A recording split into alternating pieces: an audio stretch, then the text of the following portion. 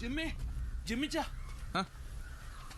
എന്നാ എടാ തൊട്ടി കഴിഞ്ഞിട്ട് പോയി ഒന്ന് വന്നടാ.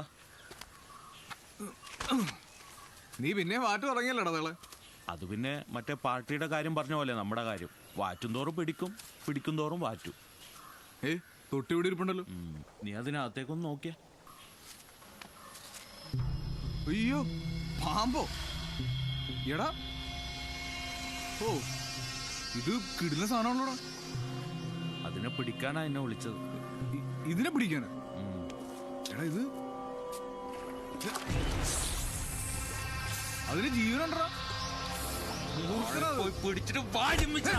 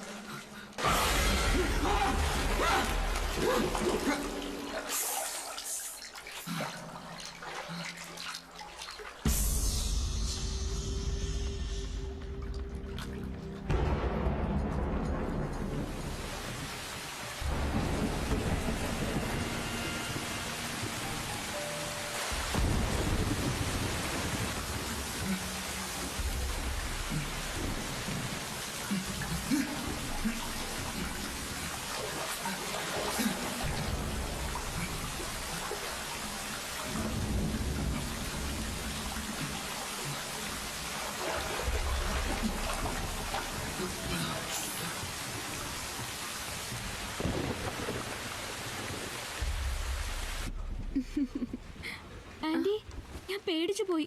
അവിടെ ഒരാള്. അവനിട്ട് ഞാൻ പണി കൊടുത്തു. ആർക്കിട്ട്? ജിമ്മിയെ കാച്ചി. എന്നതാടാ ഈ പറയുന്നത്? നീ എന്നെ കണിച്ചു. അച്ചായന് ഞാനും കെണിയുവേല. അവനെ നാണുവാശന്റെ പൊട്ടക്കിണറിലേക്ക് തള്ളിയിട്ടു. അതിലൊരു മൂർഖനുണ്ട്. പാമ്പൂത്തി അവൻ ചത്തോളും. ആർക്കൊരു സംശയം ഉണ്ടാവില്ല. നീ ഇപ്പൊ ഇവിടുന്ന് പോ. വൈകിട്ട് ചിട്ടികമ്മയുടെ അടുത്ത് വന്നാൽ മതി. ഓ അപ്പൊ സംസാരിക്കാം. ഓടാ.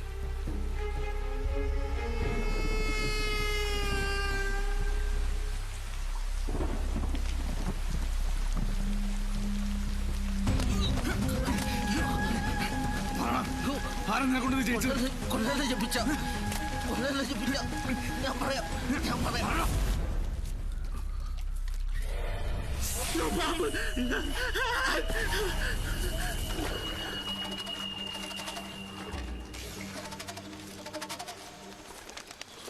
അയ്യോ സണ്ണിച്ച.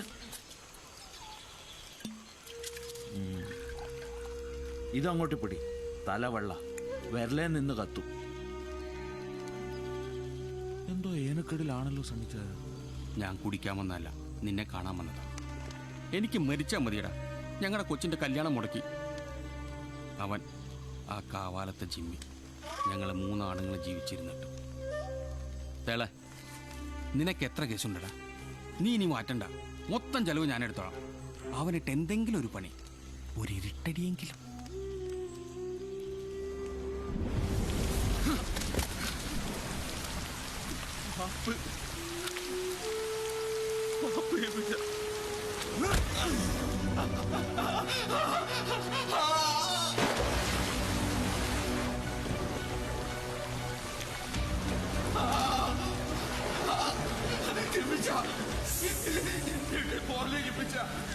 കൊച്ചുങ്ങളെ ഓർത്തെങ്കിലും എന്നെ രക്ഷിക്കാൻ ജപിച്ച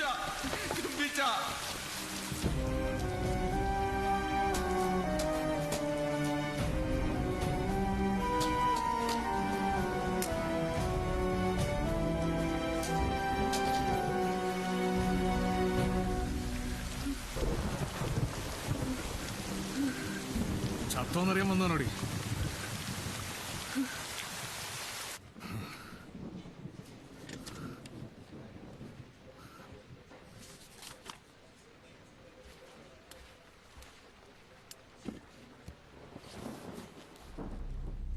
അയ്യോ പത്രം. ഇതുവരെ ഞാനൊന്നും തീരുമാനിച്ചിട്ടില്ലായിരുന്നു. എന്നാ കേട്ടോ, ഇപ്പൊ ഞാൻ ഉറപ്പിച്ചു. കൊമ്പത്തിരിക്കുന്ന നിങ്ങളുടെ പെങ്കൊച്ചിന്റെ കല്യാണം ഞാൻ മുടക്കും. വേണമെങ്കിൽ ഞാൻ തന്നെ അവളെ കെട്ടുകയും ചെയ്യും. നിങ്ങളെ കൊണ്ട് തടയാൻ പറ്റുവാണെങ്കിൽ തടയും. കേട്ടോ കുഞ്ഞമ്മാന്.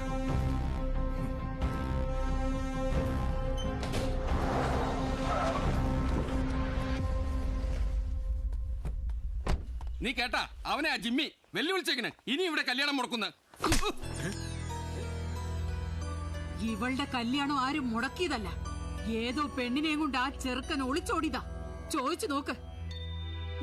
എന്നിട്ട് അവൻ ആ കൊച്ചിനെ കൊല്ലാൻ ആളെ വിട്ടേക്കുന്നു. ഭാഗ്യത്തിനത് രക്ഷപ്പെട്ടു. നിക്കേ, ആ തേളിന് ഈ പറമ്പി കാലുകുത്തിയ നീ പുറത്ത് ഓർത്തു.